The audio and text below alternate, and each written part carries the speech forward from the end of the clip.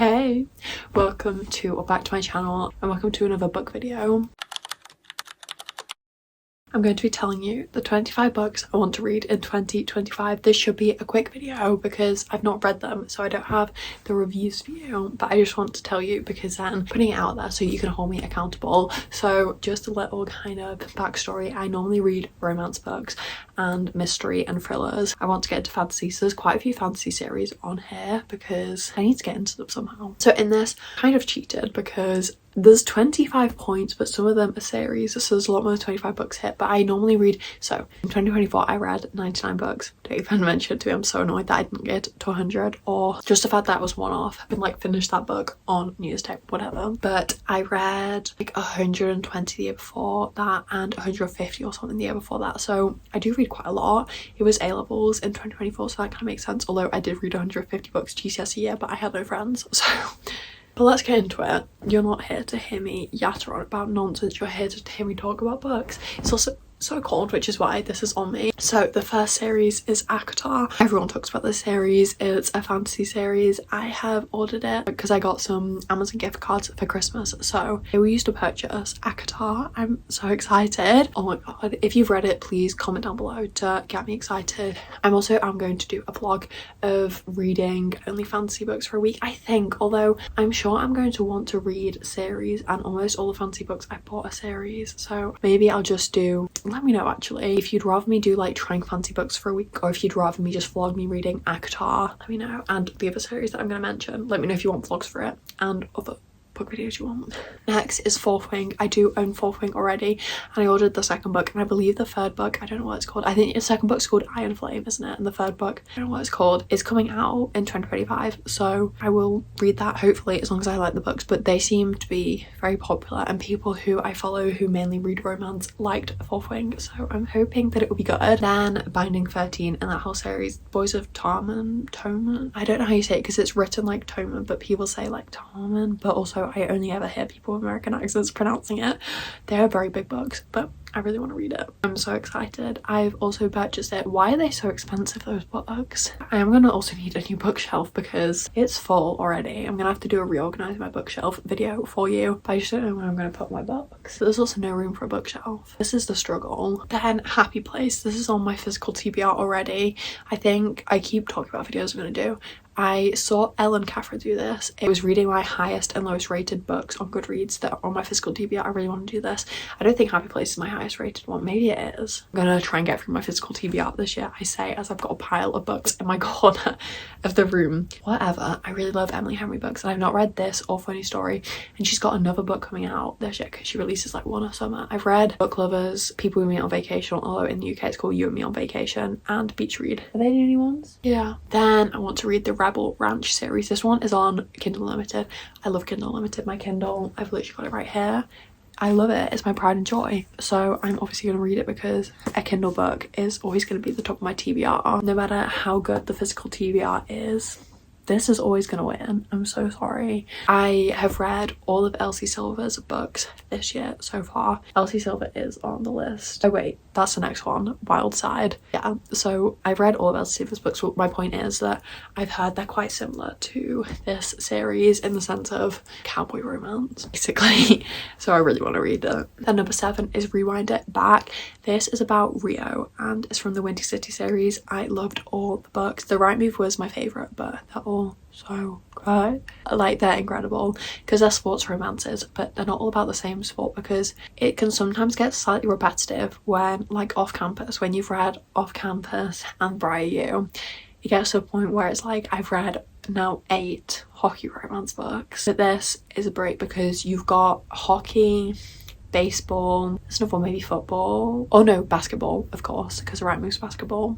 So you've got 3 different ones, which kind of breaks it up. Then Bride by Ali Hazelwood. I feel like this is going to be one of my first fantasy books I read because I've read lots of Ali Hazelwood's books before, so I'm comfortable, like, I'm familiar with her writing, so it might be a good way to get into fantasy, and it sounds really good. Also, like, Twilight is fantasy, so I've read fantasy, but Twilight doesn't seem like crazy fantasy because it's not crazy world, but obviously it's fantasy because werewolves and vampires do not exist. Then Zodiac Academy, everyone talks about this series. I feel like it's a love or hate one, and it's on Kindle Unlimited, so I'm excited to read it because it's the type of thing that you're not committing to buying the books. I really want to read it though. Everyone hypes it up, everyone's so excited about it all the time on TikTok, so I feel like I need to read it. Then Powerless, and that whole series, again, I've purchased it, just another fancy one, and I've seen quite a few people say that the world's not too difficult to get into and that it's a good way to get into fantasy and romantasy. So, and then quite a change, Little Women. I have this physical book, it's so pretty, my physical copy of it, and I just want to read it. I have watched the film so many times with Florence Pugh, Timothée Chalamet, and I really like the film, and I got the book. When did the film come out? A while ago. I got the book just before that, and I just couldn't get into it, but I don't know whether I'm a bit more mature, ready to read it, because I don't know if I was bored by it because it's obviously a classic. I don't know. I didn't properly read it the first time, so I want to give it another chance. Next is Things We Hide from the Light. I read the first one in the series and I really liked it, but then I heard so many bad things about this book, and it's so long that I don't know, I was kind of put off by it, because obviously, you know, sometimes you hear bad things about books, but if it's like 300 pages, it's like, well, it's only 300 pages, but it's a pretty hefty book. I don't know how big it is. It looks quite big on my bookshelf. So I haven't read it. I think that I should. So please convince me to read these books. Then Apples Never Fall. I read Big Little Lies and also 9 Perfect Strangers. Big Little Lies obviously had a TV series and was really good, and I do remember that one, but I don't remember 9 Perfect Strangers at all. I think they were in like a health retreat or something like that. I think they were, but I can't remember kind of what happened. But I quite like her writing. So then The Guest List. For like psychological thrillers, mysteries, I mainly just gravitate towards Frida McFadden. I then read other authors, but I kind of want to advance out. She's the only one that I repeatedly have bought from, well, I say bought, I read them on Kindle Unlimited, but she's the only one that I repeatedly read. Also, I want to read every single one of her books. I've listed a couple on this list, but I feel like The Guest List is a good place to start. It's on Kindle Unlimited. It's already downloaded on my Kindle, like it's ready for me to read. So I think me seeing it there will persuade me. Then The 7-Year Slip. I've never read a book by Ashley Poston, but everyone suddenly is talking about her, and this one seems interesting. I don't know, I kind of never read. Actually, that is such a lie. I was gonna say I've never read like this type of book. What's it called? Something realism. But what's it called? One Last Stop is kind of like that, where there's like time jumps, different alternate times. Literally, what am I talking about? I need to find the proper term for it because I'm butchering this. Magical realism, that's what I was getting at. I knew realism was in it, but isn't One Last Stop magical realism, or is that such a lie? Oh, maybe it's not. But surely it is. Oh, One Last Stop's considered science fiction. Surely that's the same as magical realism, is it not? What is magical realism? It incorporates magical elements, including blurring speculation and reality. Surely One Last Stop's that, isn't it? Because they blur like time. Because she's like stuck in time. Surely that's magical realism. Whatever. The 7-Year Slip is on my DBR. I bet some people who read this type of genre are like, you're so dumb. I'm sorry. I didn't even know One Last Stop was not like real life. You know what I mean? Like, not realistic. It was not fantasy. Magical realism, that feels like the right word. Science fiction in my head I associate a certain person with science fiction, the type of books that he would read, and he would not read these books. But that's probably me making a false assumption, because they once gave me a book of it and it was trash, and that was science fiction, and so in my head that's all science fiction is. Also, isn't what's it called? Oh my god, what's it called? The series where they're in like something that everyone loves. Oh my god, what's it called? I did read it. It's on tip of my tongue. Shatter Me. That's science fiction, isn't it? I didn't like that series. I didn't after. I read the first 3 books. So, well, the first 2 plus the novellas in between them. That's science fiction and paranormal. Is that not the same as magical realism? No, it's not, because you're not jumping between time frames. Surely One Last Stop's magical realism, is it not? Whatever. We need to move on, Amelia. Okay, then Do Not Disturb by Frida McFadden. This, I kind of just wrote random Frida McFadden book because I want to read all of them, but Do Not Disturb is one of them. And if I could probably list, maybe not 25, I don't know how much books she has.